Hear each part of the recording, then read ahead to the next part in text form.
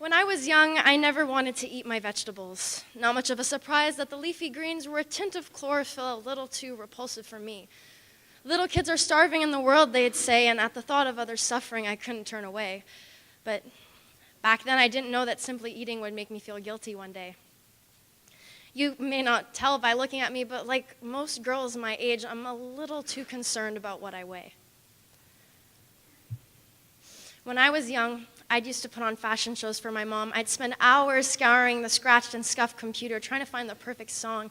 I'd pretend I was the editor of Vogue and I'd stand shrouded in my mother's clothes. But today, mirrors are like funhouse circus reflections. I'm molded like clay into someone I don't recognize by a fickle friend named Jealousy with viridescent eyes. Back then, I didn't know that my closet is uniformed, my own personal uniform. Nothing really fits. Sweaters are tattered with holes. I mean, it's fine, really. I'm used to wearing pillowcases for clothes. When I was young, I used to read books at recess, books that told stories and lifted me up to a wispy cloud. And I would look down and somehow try not to feel lonely for what I was missing. Sadly, today, I still don't know where I fit in. I feel like I'm a puzzle piece from the wrong box. My words become scrambled like an indecipherable code, so I stay quiet.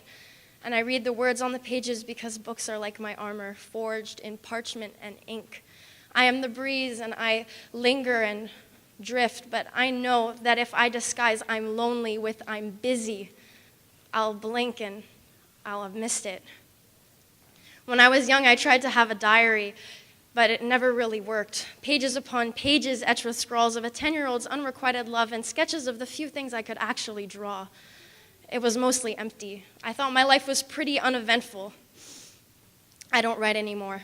My heart is pounding like a drum, rhythmic and steady, because my palms are too sweaty to even step outside. They say I have a fear of missing out, but I have a fear of going out. On Friday nights, they become a lonely motif of a life held back by anxiety, and my mother asks me, "Are you afraid to be happy?" And I say, no, maybe the problem is I'm not scared enough of the dark, but I'm too scared of living. When I was young, wait, no, stop. I am still young. Youth may be finite, but I'm still in its midst. I'm 15 years young and I've never been kissed. And adults say that this kind of poetry isn't real. Isn't my life worthy of your attention? Because it isn't just me. It is a constellation of memories written in the stars that'll never go away.